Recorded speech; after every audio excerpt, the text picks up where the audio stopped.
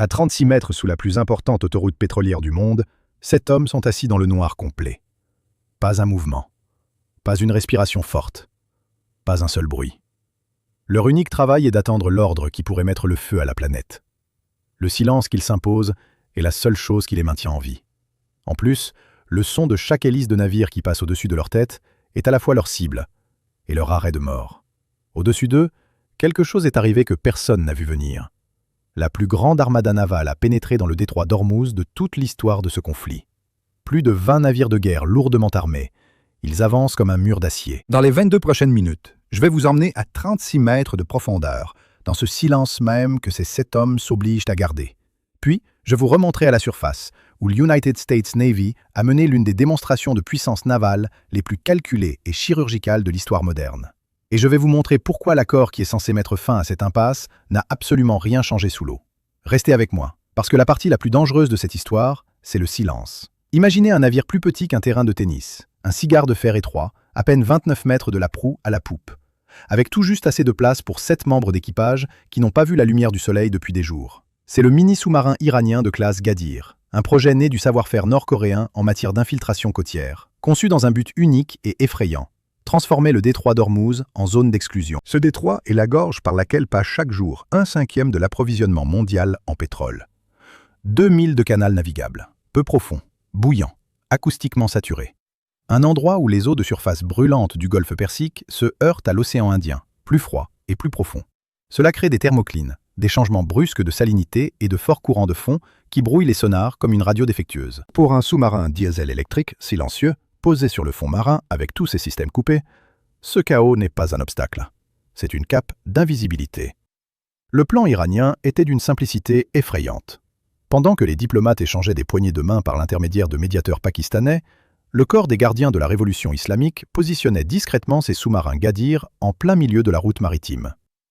Chacun d'eux transportait des torpilles lourdes à guidage acoustique et des missiles de croisière à changement de milieu. Ils se sont posés sur le fond à exactement 36 mètres, la profondeur moyenne du détroit. Précisément la profondeur opérationnelle pour laquelle ces navires ont été conçus. Moteur coupé, aucun signal, aucun sursaut électronique. L'équipage est assis dans un tube claustrophobe, écoutant passivement les signatures acoustiques des pétroliers et des navires de guerre qui grondent au-dessus d'eux. Ils attendent le moment où la voie diplomatique s'effondrera. C'était le piège parfait.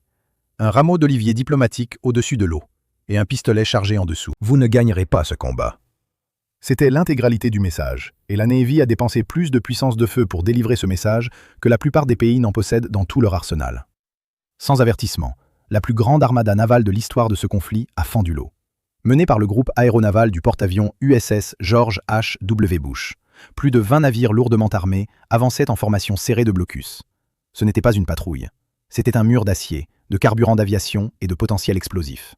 Organisé si parfaitement que tout navire tentant de se faufiler serait détecté, identifié et stoppé avant même d'atteindre un port iranien. Les destroyers de classe Harley Burke, comme l'USS John Finn et l'USS Milius, déployaient derrière eux leurs flûtes remorquées sonars. De longues oreilles électroniques à la recherche de bruits anormaux. Des hélicoptères MH-60 Seahawk décollaient des ponts d'envol et immergeaient des sonars trempés à des intervalles précis dans la colonne d'eau. Ils dessinaient une image acoustique vivante des profondeurs. Le navire logistique USNS Karl Brashear se tenait prêt, garantissant que la flotte puisse rester en position semaine après semaine, sans escale. Il livrait du carburant, des armes et des équipages de rechange directement en pleine mer. Et sur les flancs éloignés, des navires de combat côtiers agiles de classe Indépendance avançaient dans les hauts fonds près de la côte iranienne. Ils se sont positionnés comme première ligne de défense. La Navy ne s'est pas contentée d'assurer une présence. Elle a construit un théâtre d'opération où rien ne pouvait bouger sans autorisation. Le groupe aérien du porte-avions américain a décollé. Les Super Hornets quittaient le pont dans un fracas de tonnerre.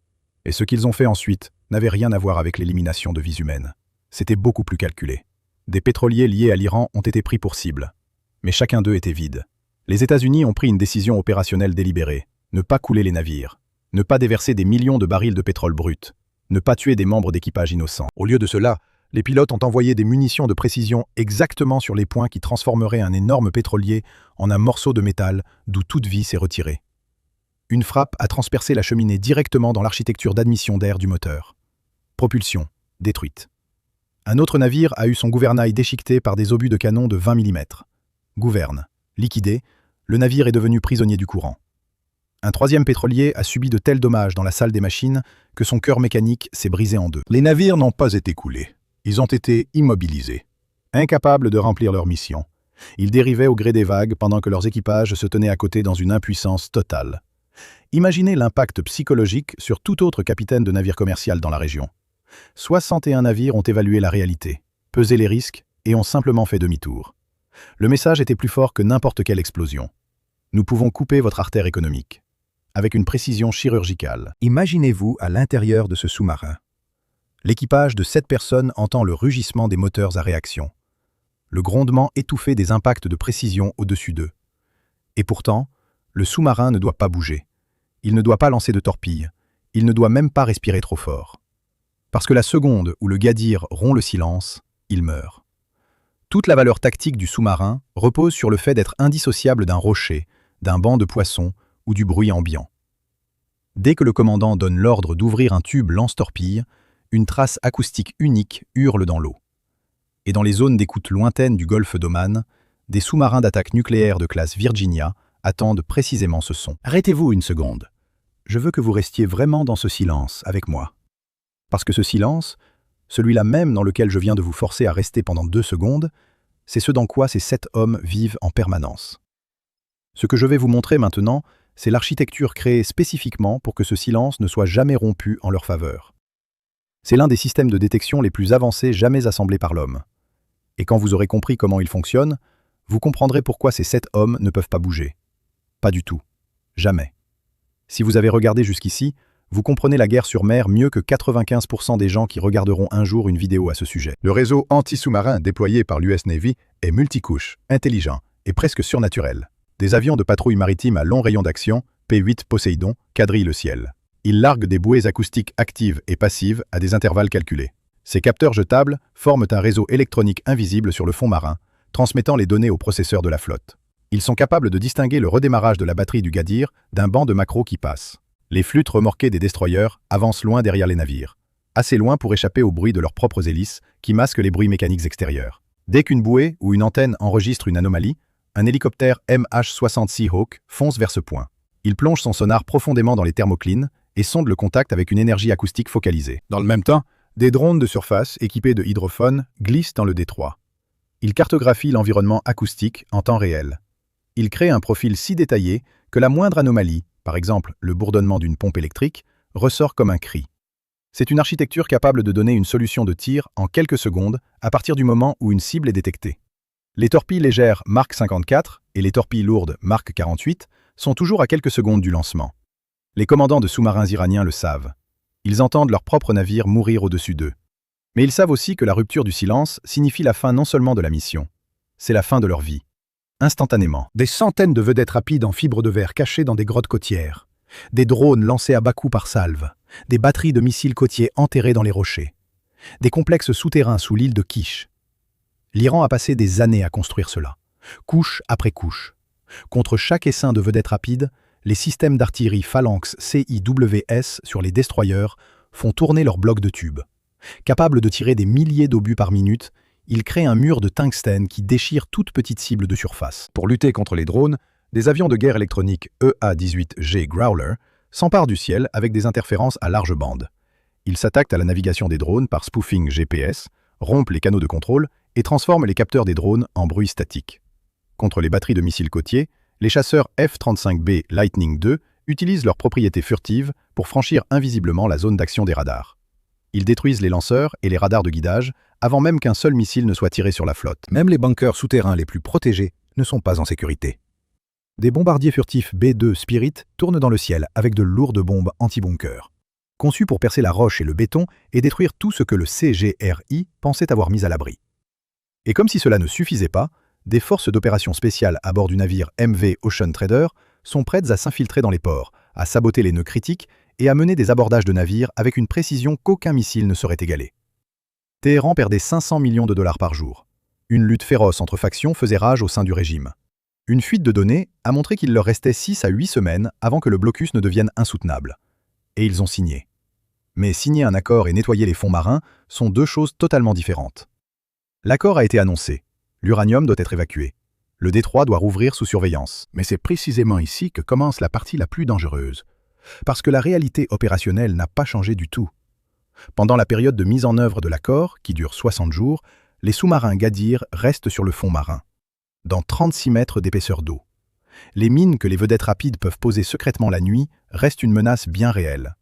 Les batteries de missiles côtiers mobiles peuvent être redéployées à tout moment. La faction radicale qui contrôle ces équipages de sous-marins n'est pas devenue moins radicale à cause d'un papier signé. Elle s'est retrouvée sous une pression accrue. Elle est plus acculée, observant toute son idée institutionnelle s'effondrer en temps réel.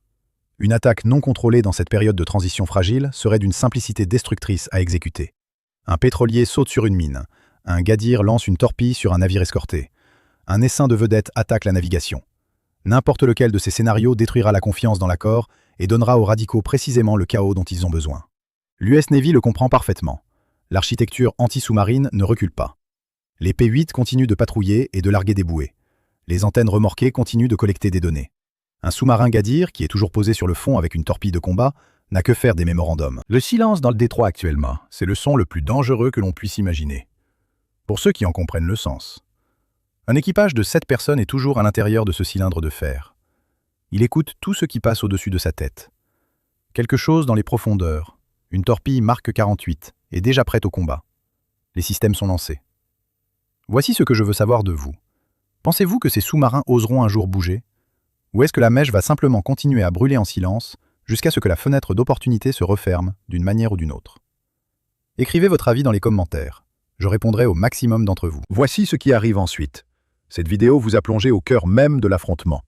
Ce qui est construit au-dessus de l'eau et ce qui attend en dessous. La prochaine vidéo se penchera directement sur cette fenêtre de 60 jours. À quoi ressemble réellement la vérification mine par mine et ce qui arrivera à tout cet accord si un seul de ces 7 hommes commet une seule erreur. Les abonnés le verront en premier. Abonnez-vous à la chaîne, activez la cloche. Parce que l'accord n'a fait que raccourcir la mèche, il ne l'a pas éteinte. Souvenez-vous des 7 hommes dans le noir, respirant un air recyclé. Souvenez-vous des acousticiens, séparant les murmures des rochers. La partie d'échecs la plus dangereuse de l'histoire moderne de la marine se poursuit, précisément en ce moment, sous l'eau chaude.